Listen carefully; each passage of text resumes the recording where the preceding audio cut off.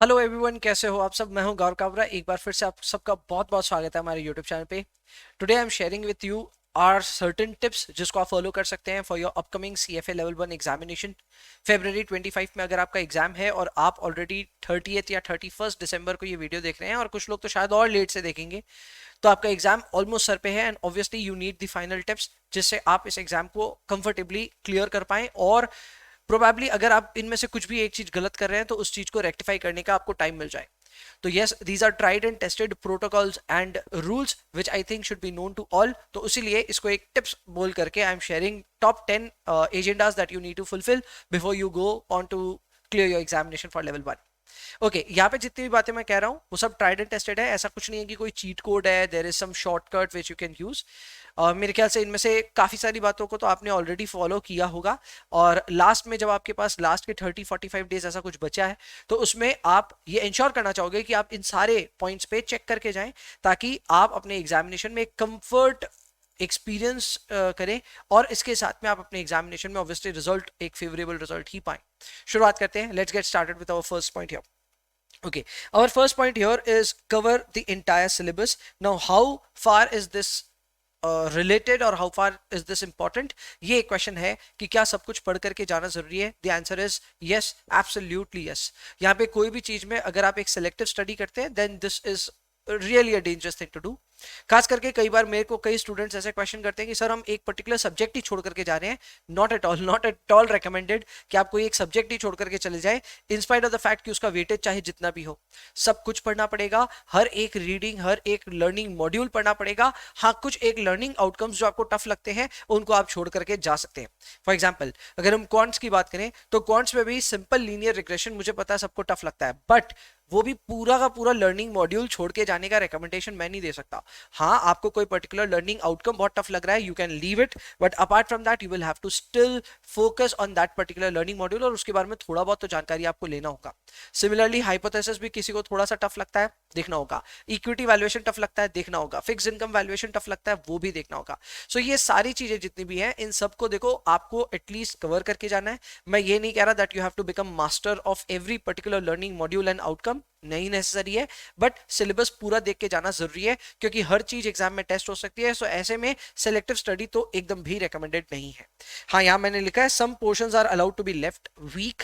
अगर आप उसको वीक भी रहने दोगे तो भी चलेगा, तो वो चल जाएगा, बट अगेन ये एक लिमिटेड सर्कमस्टेंस तक परमिटेड है। अगर आप 50% ऑफ द सिलेबस के लिए ये बात करें कि हमारा अच्छे से तैयार नहीं है, देन ऑब्वियसली वो आपको दूसरे पॉइंट्स में पता चल जाएगा कि वो किस तरह आपके लिए एक अनफेवरेबल रिजल्ट की तरफ आपको ले जा सकता है। तो वो सारी बातों का ध्यान देंगे। Number 2, practice the right way. अब इस पे ना कई सारे स्टूडेंट्स का अभी भी क्वेरी आता है और लगातार ही आता रहता है कि हम प्रैक्टिस कहाँ से करें। सो हिस्टोरिकली भी मैं हमेशा कहता हूं कि 2500 क्वेश्चंस अगर आप प्रैक्टिस करके जाते हैं for level 1, then that's a good amount of practice that you have already done. हालांकि अब इंस्टीट्यूट ने क्योंकि रिसोर्सेज में इस तरह का छेड़छाड़ कर दिया that you don't have 2500 questions right now.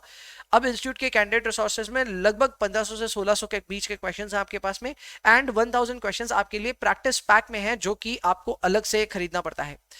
First of all, क्या मैं वो प्रैक्टिस पैक आपको खरीदने के लिए एनकरेज कर रहा हूं? The answer is no. मेरे हिसाब से it is very expensive, and उतना एक्सपेंस आपको करना नहीं चाहिए।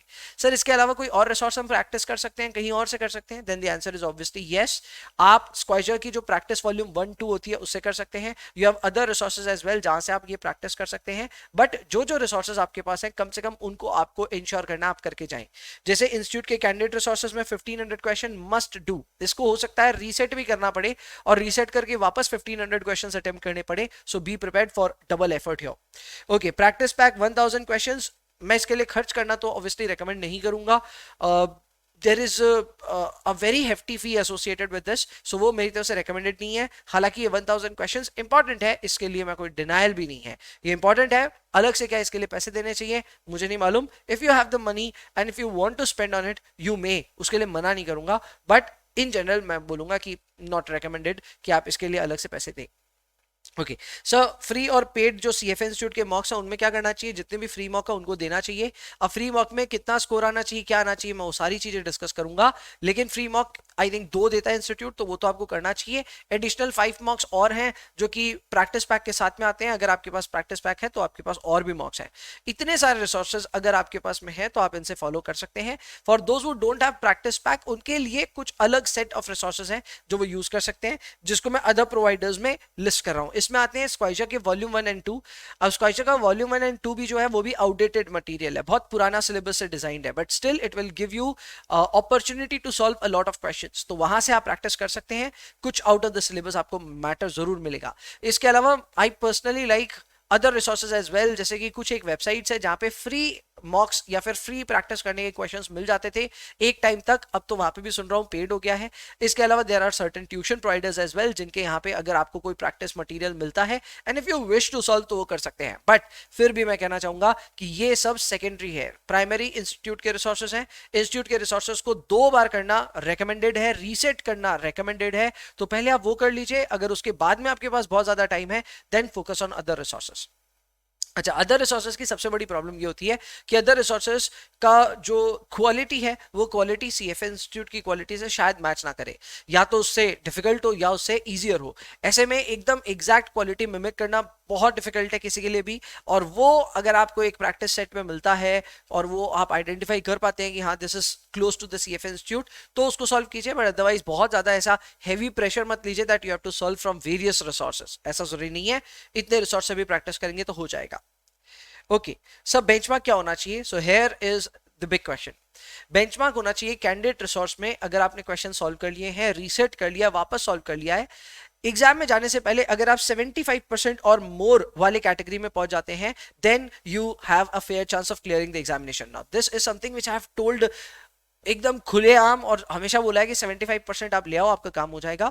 एंड जो लोग मुझे बहुत अच्छे से फॉलो करते हैं उनको पता है कि इंस्टीट्यूट अपना जो मिनिमम पासिंग स्कोर है वो तो एक्चुअली 68-69% पे रखता है, but that can be prone to changes. And उधर में जरा सा भी बदलाव आया and if the MPS is set a little higher 71-72% पे, तो हम वो चांस नहीं लेना चाहेंगे। इसीलिए घर से हम 75% या फिर उसके ऊपर के बेंचमार्क की बात करते हैं। एंड ऑल्सो घर पे जो आप परफॉर्मेंस देते हैं एग्जाम में हो सकता है आप थोड़ा सा अंडर परफॉर्म कर दें, ऐसे में एक मार्जिन ऑफ सेफ्टी आपको चाहिए। And that is why my recommendation is 75% और मोर लेकर के आना चाहिए।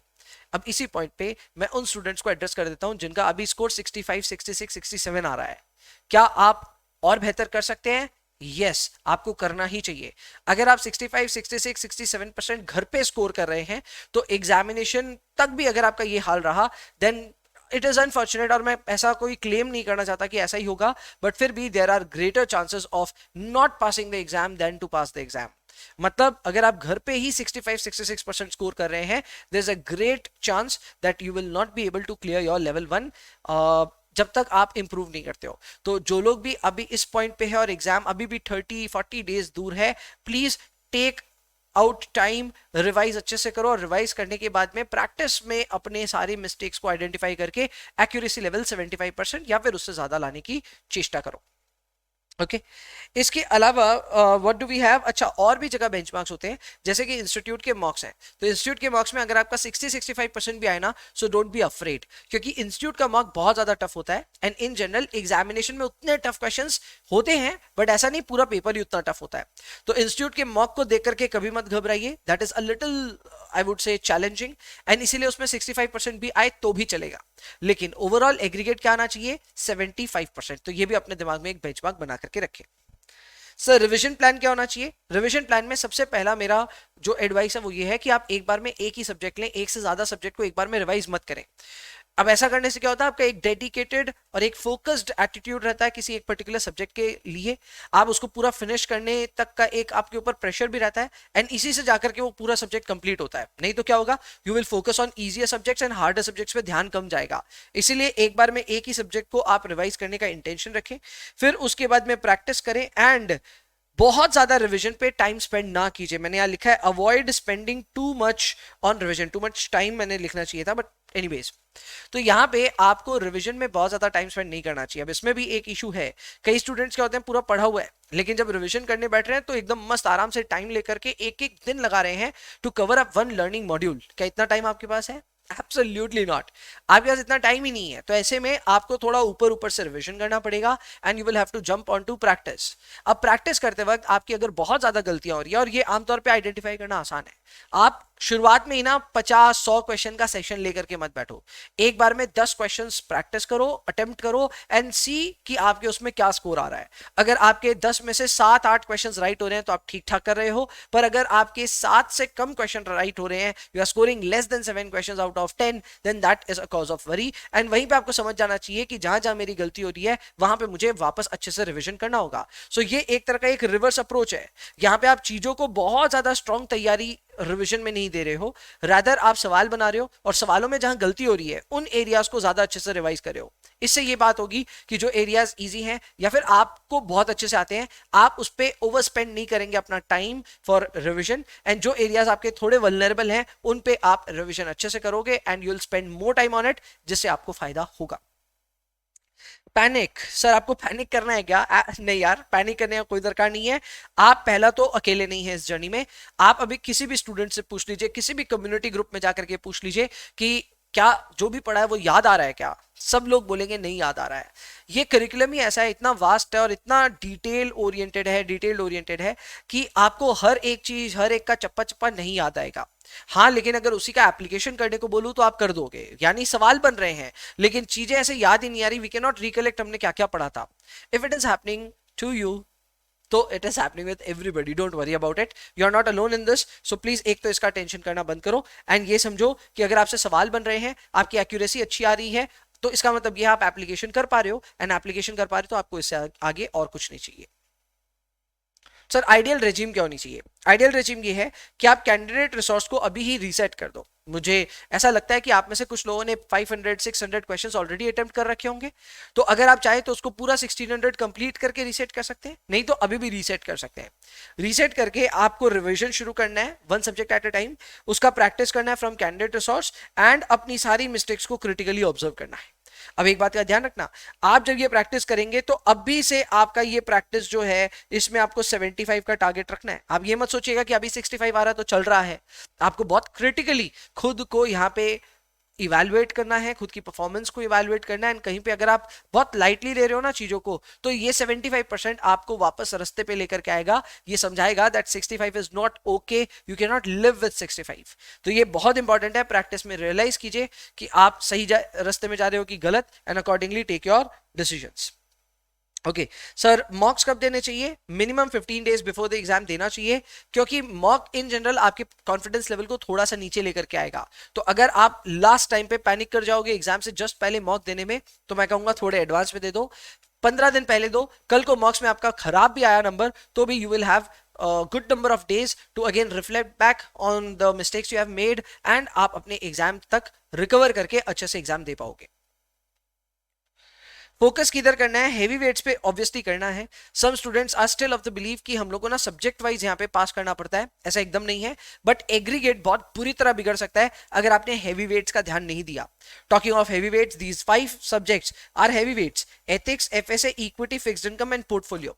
अगर आप इनमें से किसी भी 2 सब्जेक्ट में खराब कर देंगे, it will pull down your entire aggregate by a great number, तो वो आपको ध्यान देना होगा। इन जनरल एथिक्स में तो ऐसे भी कमी स्टूडेंट्स के नंबर आते हैं, तो एथिक्स में तो ऐसे भी कम आएगा, बट अगर आप एफएसए, इक्विटी, फिक्स्ड इनकम और पोर्टफोलियो में किसी में भी एक में डिजास्टर करते हैं, be ready for a negative result, क्योंकि एक में भी खराब करना आपके पूरे एग्रीगेट को बहुत बुरी तरह पुल डाउन करेगा, and that is going to cause a lot of harm. So इसमें प्लीज बचना। एक moderate level performance is accepted, but a poor level performance in these 5 subjects may not be healthy for your results. Point number 8, you need to be in your zone. ये बहुत ज्यादा जरूरी है, मेरे लिए तो बहुत वर्क करता है। मैं क्लास लेने से भी पहले आधे घंटे एक अलग जोन में चला जाता हूं, and I start rehearsals in my mind कि किस तरह मैं अपनी क्लास कंडक्ट करूंगा, किस तरह मैं समझाऊंगा किसी कॉन्सेप्ट को। ऑल्दो वो एकदम बहुत ज्यादा डिटेल्ड या बहुत ज्यादा मैं कह सकता हूं माइन्यूट स्पेसिफिक्स पे पे मैं ध्यान नहीं देता, लेकिन स्टिल एक ब्रॉड हराइजन में डेवलप करता हूं before every single class, whether I teach CFA students और सीएमए स्टूडेंट्स, मैं हमेशा करता हूं। सिमिलरली आपको भी अपना वो जोन चाहिए अपने एग्जाम में जाने से पहले। आमतौर पर ये जोन 1-2 घंटे का ही चाहिए, वो 1-2 घंटे आपको एकदम फ्रेशनेस चाहिए अपने माइंड में, बट उससे पहले का भी जो स्टडी पीरियड है वो भी वो जोन बनाने में मदद करता है। एंड इसीलिए रिकमेंडेड है कि एग्जाम से 7 से 10 दिन पहले कम से कम छुट्टी लें। फॉर दोज जिनके जॉब्स उतने डिमांडिंग नहीं है, अगर आप और एक लंबी छुट्टी लेना चाहें तो ले सकते हैं, मना नहीं है, बट 10 डेज का ब्रेक मेरे ख्याल से एक अच्छा खासा ब्रेक है जो कि आप ऑफिस से जरूर लें, सो दैट आप अपने जोन में जा सकें एंड उसके बाद में आप अपने कॉन्फिडेंस को बढ़ाएं एंड कॉन्फिडेंस बढ़ा करके अपने जोन में जाएं। सर एग्जाम डे एग्जीक्यूशन का क्या करना है? तो पहला, आपको किसी भी क्वेश्चन में ना अगर आप अटक जाते हैं तो टाइम ओवर स्पेंड मत कीजिए। आप फंस गए, मुझे पता है किसी क्वेश्चन में फंस गए, कोई बात नहीं, आप उधर ज्यादा टाइम स्पेंड मत कीजिए, आगे बढ़ने का सोचिए। दूसरा, इसी में एक काउंटर थॉट भी है। कई सवाल ऐसे होते हैं जिसमें आपने ना रादर देन 1.5 मिनट्स आपने टाइम दे दिया 2.5 मिनट्स। फॉर एग्जांपल अभी ऑलरेडी 2.5 मिनट्स हो गया है, सवाल देख रहे हैं नहीं समझ में आ रहा अभी भी, तो भी मैं कहता हूं उस पे ना अपना बेस्ट गेस फिर भी टिक करो, फ्लैग कर दो उस क्वेश्चन को और आगे बढ़ जाओ। सर बेस्ट गेस क्यों टिक करना चाहिए? वो इसलिए कि कल को एग्जामिनेशन आपका लास्ट टाइम तक आप क्वेश्चन के जवाब देते जाएं, आपके पास टाइम ना बचे, तो रिविजिट करने के टाइम पे आप पूरे क्वेश्चन को शुरुआत से लेके एंड तक वापस पढ़ोगे, वापस एनालाइज करोगे एंड फिर एबीसी में आप डिसाइड करोगे कहां जाएं। ठीक है, उस समय भी आपके पास टाइम नहीं होगा, आप एनीवेज उसी को सिलेक्ट करोगे जो आप इनिशियली एनीवेज कर रखे थे। तो आपको अपना बेस्ट गेस वर्क लेना है। आउट ऑफ 3 आप ऑब्वियसली एलिमिनेशन से एक को तो आउट करोगे ही, तो वो 2 ऑप्शंस जिसमें आप थोड़े से अटक रहे थे उसमें से भी जो आपका बेस्ट गेस है उस पर आप टिक करिए। अगर आप अच्छे प्रिपेयर्ड हो तो there is a greater chance कि वो जो आपने टिक किया है एक तरह से तुक्का है आपका, वो भी लग जाएगा, तो उसको एटलीस्ट लगा करके जाएं। दूसरा, शफल मत कीजिए सब्जेक्ट्स के बीच में, करना पॉसिबल भी नहीं है, लेकिन फिर भी कई स्टूडेंट्स ऐसे होते हैं जो बोलते हैं पहले इक्विटी खोज खोज के कर लेते हैं या फिर पहले कॉर्पोरेट इश्यूज कर लेते हैं। नहीं, इट वोंट वर्क। आपको लाइन से करने चाहिए अपने क्वेश्चंस को सॉल्व। शुरुआत में कुछ क्वेश्चंस एथिक्स के आएंगे, बाद में सब जंबल होकर के आने लग जाएंगे, तो वो आपको प्रिपेयर्डनेस रखनी पड़ेगी एंड आपको अपने माइंड को उस तरह से फ्रेम करना पड़ेगा कि आर यू ओके, अगर एक क्वेश्चन एफएसए का और दूसरा क्वेश्चन इकोनॉमिक्स का आया तो क्या आप वो कर लोगे क्या? तो वो चीज आपको ध्यान रखनी होगी। ओके, बेस्ट गेस आंसर्स को आपको मार्क करना है और फ्लैग करना है क्वेश्चन को, अगर आप उसे रिव्यू करना चाहते हैं लेटर स्टेजेस में। एंड टाइम मैनेजमेंट को लेकर के जो भी बच्चे ज्यादा चिंता में हैं उनको मैं ये बता देता हूं that I haven't heard much about time management issues for CFA level 1 examination. ज्यादातर स्टूडेंट्स यही कहते हैं हमारे पास काफी टाइम था एंड ऐसा नहीं हुआ कि हम लास्ट टाइम तक बस सवाल बना ही रहे थे। ऐसा आपके साथ में भी शायद ही होगा, बट हाँ अगर आप कुछ ज्यादा ही स्लो चलोगे तो शायद हो सकता है। तो be mindful of time management, but आमतौर पे डोंट बी अफ्रेड कि आप टाइम मैनेज कैसे करोगे, क्योंकि काफी टाइम देता है institute to clear the examination और टू अटेम्प्ट ऑल क्वेश्चंस। हाँ, अब इसमें एक और चीज है, अगर आप ये सोच करके जा रहे हैं कि एग्जाम में बहुत ज्यादा प्रैक्टिकल क्वेश्चंस आएंगे तो वो भी जवाब नो है। एग्जाम में बहुत ज्यादा प्रैक्टिकल्स नहीं आएंगे, there would be more and more theoretical questions, so आपका टाइम एनीवेज वहां बचने वाला है। जब प्रैक्टिकल आता है तो ज्यादा टाइम लगता ही है, बट जब थ्योरी आता है तो आप रिलेटिवली उसको जल्दी सॉल्व कर पाते हैं। एंड फाइनली लास्ट स्टेप मेरा यही है कि एग्जाम डे एसेंशियल्स का आपको ध्यान रखना है। आप इसके लिए पर्सनल बिलोंगिंग्स पॉलिसी जो है उसको एक बार पढ़ करके जाएं, उसमें जो जो चीजें अलाउड है वही चीजें लेकर के जाएं और जो चीजें अलाउड नहीं है मत लेकर के जाएं। पासपोर्ट आपका ऑब्वियसली मैंडेटरी है एंड पासपोर्ट आपको पता है वैलिड पासपोर्ट होना चाहिए, तो ये बात का ध्यान रखना। कैलकुलेटर आपका जो भी है it should be taken up. इसमें normal calculators are not allowed, only financial calculators are allowed, और वो भी 2 ही वेरिएंट है, एक एचपी का और एक है टेक्सास इंस्ट्रूमेंट्स का। तो इन दोनों में से कोई एक ही कैलकुलेटर मेरे ख्याल से आपके पास में है और आपको वही लेके जाना चाहिए। I know you will be asking कि सर एक और एक्स्ट्रा कैलकुलेटर लेके जाना चाहिए क्या? तो मैं कहूंगा ले जा सकते हो, अगर आपके किसी सीनियर किसी भाई बंद के पास में है आप ले जा सकते हो एक्स्ट्रा कैलकुलेटर। हमेशा ले जाने से टेंशन कम होता है, हालांकि अपने एग्जाम में अपना ही कैलकुलेटर यूज करना as far as it goes. ठीक है, so these were some essential tips which I think are critical for you to pass your level 1 examination. With that being said, I wish you all the best for your upcoming examinations. इसके अलावा obviously channel पे और भी चीजें मैं डालता रहूंगा time to time videos that will help you ace the exam. But as of now, this is it. I'll see you in the next one. तब तक के लिए bye bye, take care, enjoy yourselves please, and please पढ़ाई करते रहिए।